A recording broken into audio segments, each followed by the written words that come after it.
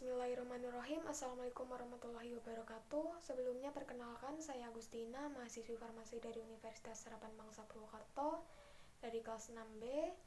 Pada kesempatan yang berbahagia ini, saya akan mencoba memaparkan materi mengenai SLE atau Systemic Lupus Erythematosus.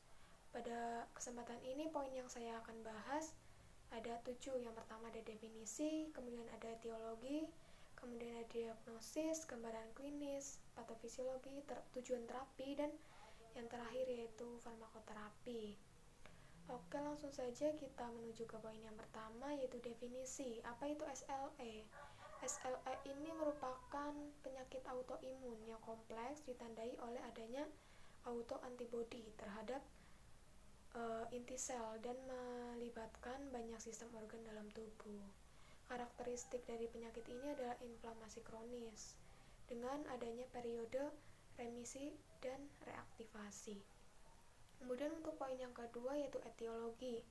Hingga kini faktor yang merangsang sistem pertahanan diri untuk menjadi tidak normal itu belum diketahui.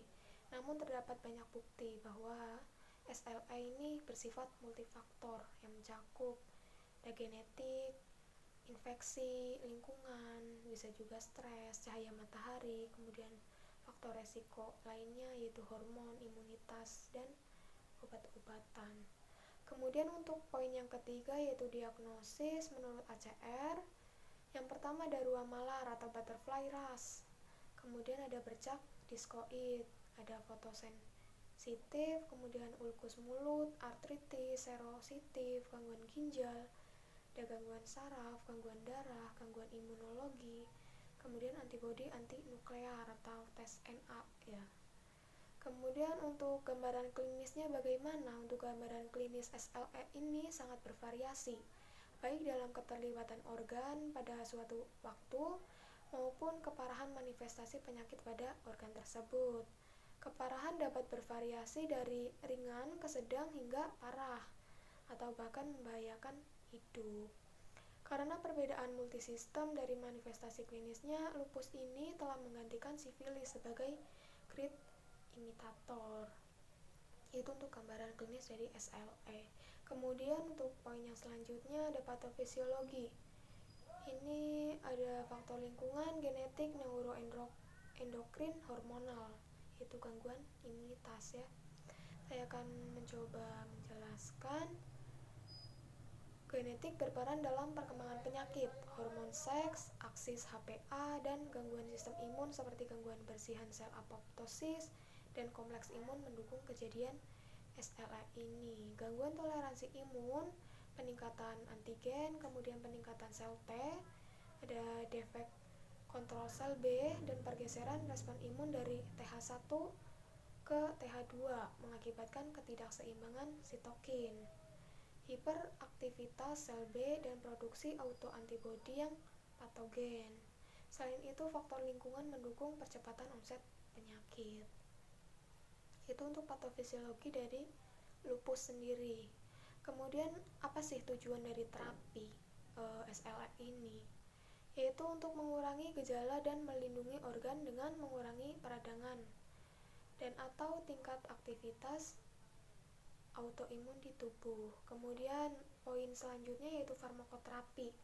Di sini terdapat dua, yaitu dibedakan menjadi terapi farmakologi dan terapi non farmakologi.